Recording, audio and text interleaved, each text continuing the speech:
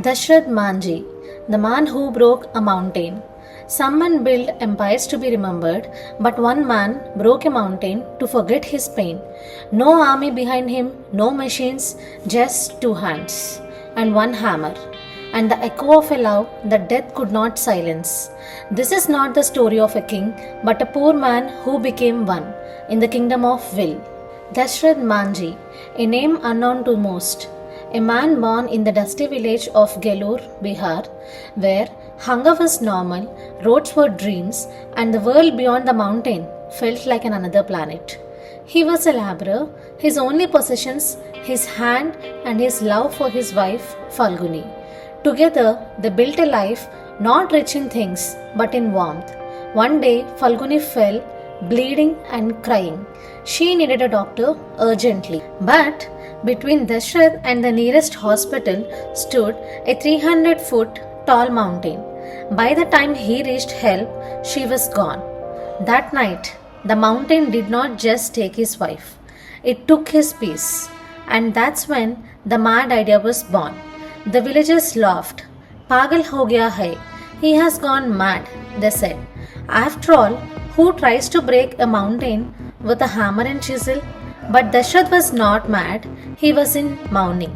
And mourning is a powerful fuel. He worked as a farm laborer during the day and calmed the mountain by moonlight. He didn't want revenge, he wanted change. Days turned into months, months into years. 22 years, that's longer than many of us keep our New Year resolutions. Rain, heat, hunger, nothing stopped him. His tools were simple, but his reason was eternal.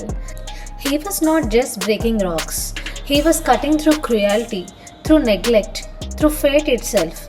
And then, in 1982, the mountain finally moved. Not in an earthquake, but in submission. A road stood where once stood a stone, 110 meters long, 30 feet wide, 25 feet deep, and a 55 kilometers detour reduced to just 15 kilometers. He didn't just build a road, he opened a future. Eventually, the world took notice. Media, politicians, films, awards. But Dashrath, he never asked for fame, just a hospital in his village, so no one else would lose their Falguni.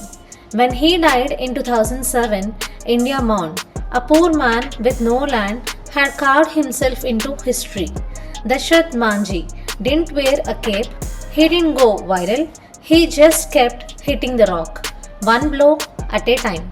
In the world obsessed with instant results, he taught us the value of obsession with purpose. So next time you face a mountain in life, remember, you don't need an army, just a reason. The mountain bowed to a man with love in his heart and fire in his soul.